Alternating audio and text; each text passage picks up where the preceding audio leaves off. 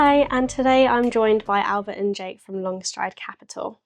So, Albert, I did a bit of background work on you, and Jake as well, and you both met at university. Correct. Yeah, we met at uni and instantly became friends. And I feel when we met, we never knew that we would obviously go into business together. But I feel at uni it's something you do, chat about at times. And we got into a position where we thought we were working sort of separate jobs, initially, and then the stars aligned at one point, and yeah, we followed it up, and that's why we set up Longstride. So, how long were you at university together? We were together for 4 years at university. Were you studying different things or the same thing? So yeah, different degrees. I was on international business and Albert was a real estate degree. So, how did you guys meet? So it was actually in first year, first week of university. We crossed paths at a social and yeah, kicked off from there. So, then how long after you left university did it take for you to start the business? I don't know. It was maybe 4 years. I'd say 4 years out in the working world, working for other people, and then we just took the view to jump into things and set something up ourselves. So, you guys have known each other for like 6, 7 years, is that right then? It's a long 6, 7 years, isn't it? Okay, so Jake, you worked on wind projects, right? I did. So I worked on, well, initially the financing of global offshore wind projects. Yeah. So I kind of gained my knowledge on financing there initially. And then that was honed by the UK property finance market, doing commercial and residential mortgages. Yeah. And then following that is where we founded Longstride. And Albert, so you studied real estate and then you went into becoming a surveyor and then you worked for a FTSE 250 brokerage. Yeah, I'm very impressed with the background you've done in this, Sophie. So I was uni, did a real estate degree, left, and I almost had a bit of a sour taste about uni because as soon as I left, I was working in FX as a broker for a company called Alpha, and while I was there was no real estate element to it whatsoever. So I felt like it was a complete waste of time. But the thing with FX is the deals that were most interesting. It was the credit-based deals. It What's was FX? FX, foreign currency. Right, okay. Yeah. So I was working in foreign currency, and the interesting deals, they were the credit deals, they were debt-based deals, and from that I just realized there's more money in debt than there is in equities, and so wanted to do something in the debt space. Um, Jake after that was working in mortgages, and yeah, the stars kind of aligned. We went to a conference, and the conference was talking about this product called bridging, Mhm. and we both had no idea what it was. And they were just saying, it's an unregulated market. It is higher commissions than the mortgages, much more interesting deals, quirkier assets. And there was just something about the whole process that I think both me and him were looking at each other in this conference, listening to this guy speaking, thinking he's actually just set up the potentially the rest of our lives. So yeah, that's why we set it up. Okay, so because I think a lot of people will sit and think, let's start a business, let's do this, especially when it sounds that good. But what made you actually put the action behind it to kick it into fruition? Like, what did you actually do? What was the process? So you've sat together, you're in the trenches together. You both aren't too happy with what you're currently doing because you're striving for more. Like, more is meant for you. So what did those days look like? So it actually started at that conference when the stars aligned. We were hearing that the market's lending was at an all-time high. So for us, it was a no-brainer to get involved when the market was as buoyant as it was. In terms of how we actually managed to set up the company, it was whiteboard sessions, me and Albert on Zoom calls together late at night, just bouncing ideas off each other, and we managed to actually finally get the full product in place, and create a website, create a company, get some staff in, and yeah.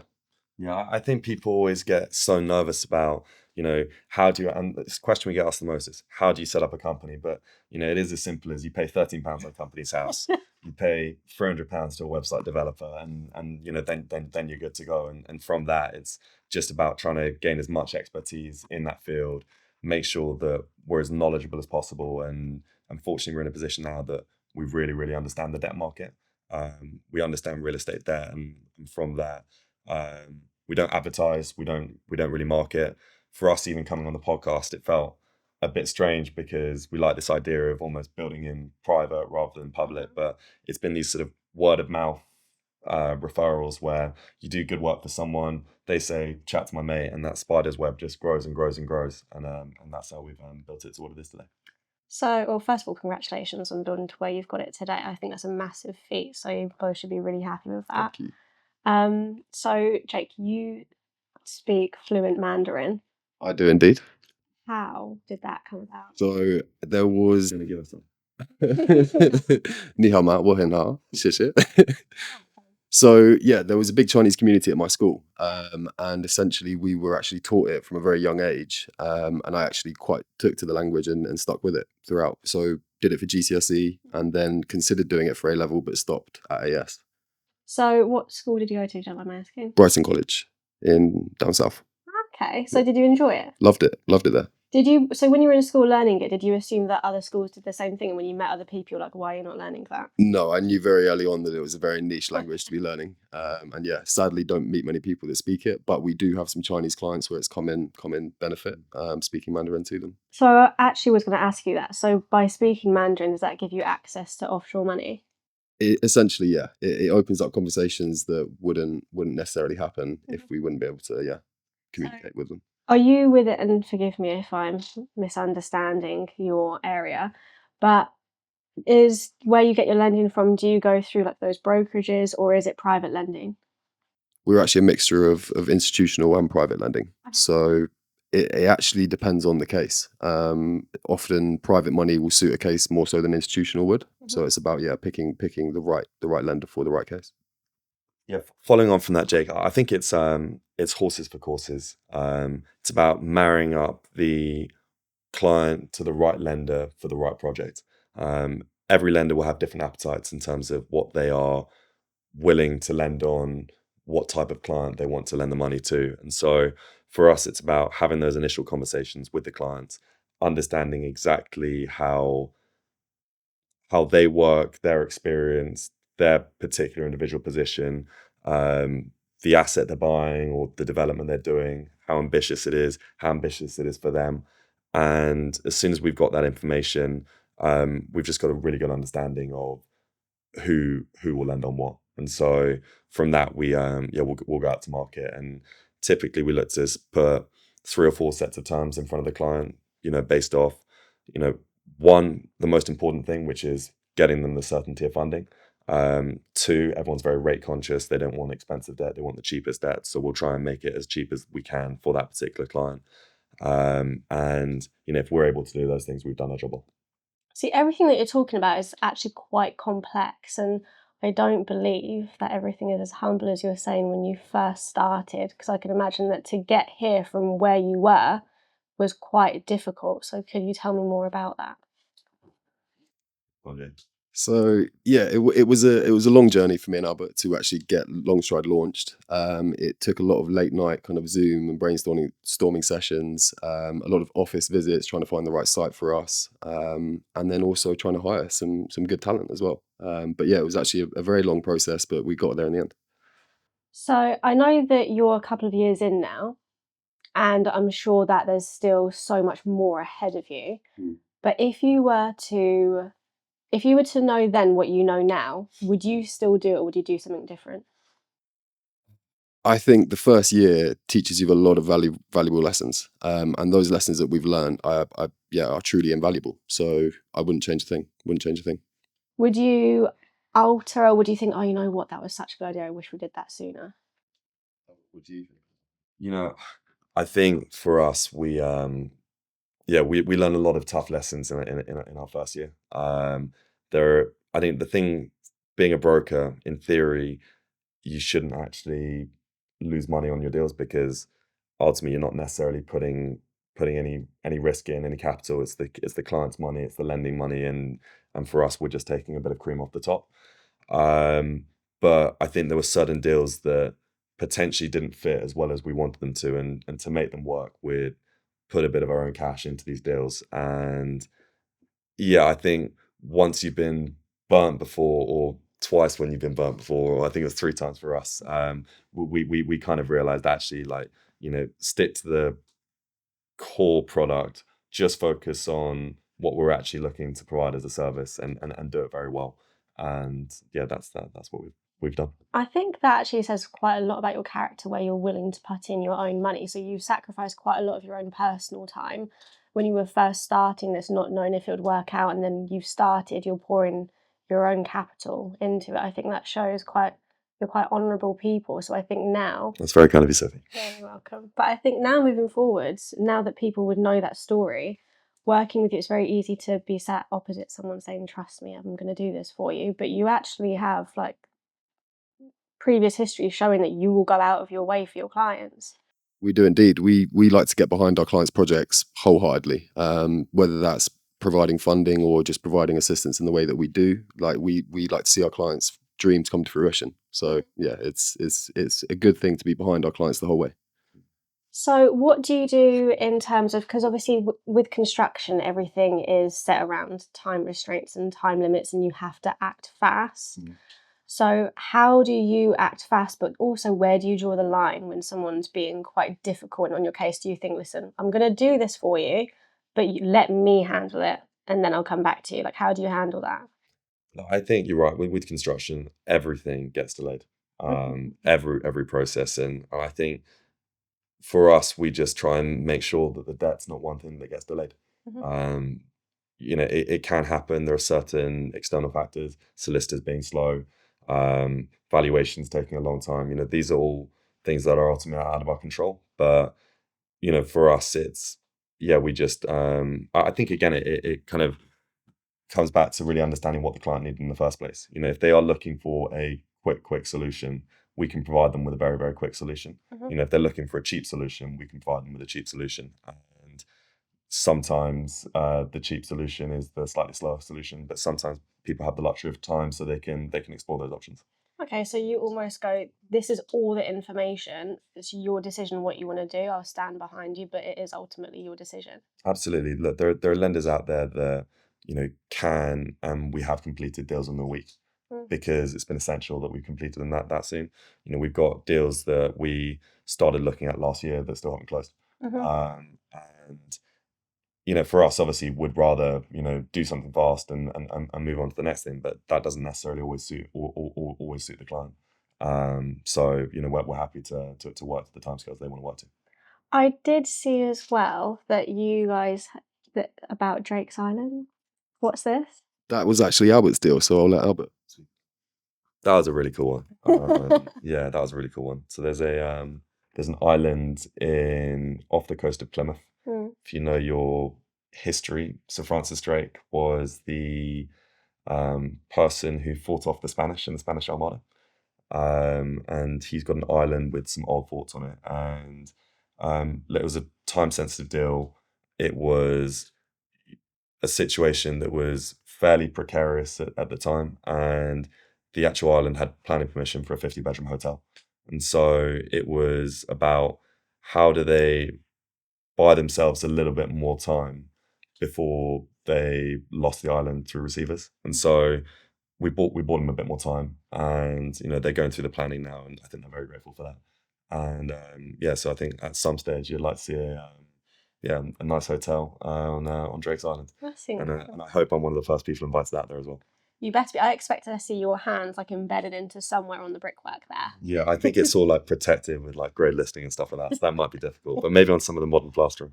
So I did ask you guys this question before we started filming, but just for everyone else, I asked about, because I think a lot of people, when they sign up to a brokerage to get their lending, they get passed off to an underwriter that won't necessarily understand the project. And I think that's quite a big thing for developers.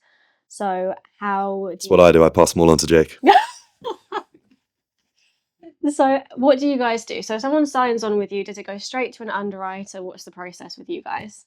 So it actually varies upon who's lending on the project. There are certain lenders who are very criteria driven, very kind of process driven, and if you're not ticking all the boxes, it's going to be a very long process. Whereas other lenders, they have a more humanistic approach to things. not so criteria driven, and yeah, it's a lot easier to actually get things moving on those sort of lenders, with those sort of lenders. And also, I asked about if you guys have your own QS because some developers prefer to use their own one. So, what's that process? Yeah, I think it's for us, I think for us, we don't, actually, for most brokers, they don't have in-house underwriters, in-house QS, in-house architects. It's not necessarily something that's needed. For us, the process is finding and securing the debt for the client. During that process, obviously, QSs will be involved. Some lenders will be quite rigid in terms of you have to use these ones. If someone's got a very good relationship with their QS, yeah, we can state them forward, and for most lenders, they won't necessarily care about those elements. Same applies for valuations, solicitors as well. It's Yeah, a lot of lenders can be quite flexible in terms of who the professional service people are. And I think a lot of it actually comes down to the fact that a lot of lenders don't care because all of these firms have their own PI. So if they get something wrong and the lender's left slightly out of pocket for whatever reason, they can just rely on the PI of the professional like the QS, if a mistake was made in that part. Although it doesn't happen very often, people Yeah. claim on PI. Yeah. In 5 years' time, where do you guys see Longstride Capital in a perfect world? In a perfect world, On the moon. past the moon. Ideally, to essentially turn into a wealth management firm, advising on all assets of finance. So yeah, maybe pensions. Yeah, we want to diversify our product list. So would you be independent? Independent, yeah. Try and get to IFA status. Yeah, So I'm assuming that you already probably know people that would want to join the gang. we do. We've got a couple eyed up already, and yeah, we're in some nice talks at the moment actually. I think that's wonderful. Well, I think you've achieved so much in such what relatively to most companies a short period of time. So I look forward to even this next year what is going to unfold for you. Congratulations. Absolutely. I think before we finish as well, one thing I almost wanted to talk about was just state of the market, how everything is at the moment, and we are in very, very, very precarious times. The private credit markets, which is like the private debt markets that we operate in, banks stopped operating them in 2008, and since then you've got a load of these private lenders, specialist banks that have come up to cater for the products that we facilitate. At the moment, you've got valuations all coming in incredibly low, and if people had a large amount of, if they took out a loan of a million quid on, if their house was worth £1 million a year ago, and they had 70% of debt on it at 700 grand, a year later the house has gone down in value, and so now they're really, really being squeezed in terms of the LTV amounts. As a result, you've seen a lot of private credit lenders fold and close down recently. So the likes of MFS, they lost 600 million of Barclays money. You've had Century Capital. Those have kind of been the larger two in the UK. Huge numbers in the US as well. And there's a quote from Jamie Dimon, who's the CEO of JP Morgan, and his view on the private credit market is this idea that if you can see a cockroach, and the cockroaches are lenders like MFS, Century Capital, if you can see one, there are probably quite a few more. And so for us, we're quite happy with our network of lenders who we work with, and basically it's very dangerous, it's very scary out there, but if you work with Longstride, you should be fine. I love that. And so how do you guys find are you just naturally in that circle of people where that's how you find your clients, they're your peers, or is it a different way that you're finding them? It's I came from a cold calling background, so when we set up, I had this full idea that I was going to be going into the office, making 150 calls to people who didn't want to speak to me, and then occasionally getting lucky once or twice. And I did that for the first 2 months, and no one answered the phone, no one picked up, no one liked me, and just from going to events, being in places, meeting people, people would sort of give you a chance, and then from that, it was just all word of mouth referrals, and all the businesses has grown that way. And I think there's something much nicer about the organic element of doing good work for someone, and when you've done good work for someone, them saying, look, you need to chat to your mates. And on the flip side of that, I've had good introducers, slightly sort of earlier on, and we had some really, really good land agents in sort of East London, Dulwich area, that were keeping us quite busy with deal flow. And just for whatever reason, and potential sort of mistakes were made, clients didn't necessarily get their sort of debt funding, and we're better now. But from that, if you do bad work for people, your spider's web starts to decrease. So we are fortunate that it is growing. We're only getting bigger, we're only getting greater, we're only getting better. And it's a nice way to be able to grow organically. So do you have any other values and ethoses? So we pride ourselves on a number of values and ethoses at Longstride. One of them is full transparency with our clients. Nothing is ever hidden with us. Everything is entirely upfront and visible. Whereas we hear a lot of brokers kind of hiding fees and things like this. That's never the case with us. And integrity is also a big value at Longstride. We believe our clients' best interest should be at the forefront of everything we do. So we carry that in every part of the transaction and ensure that they're looked after the whole way.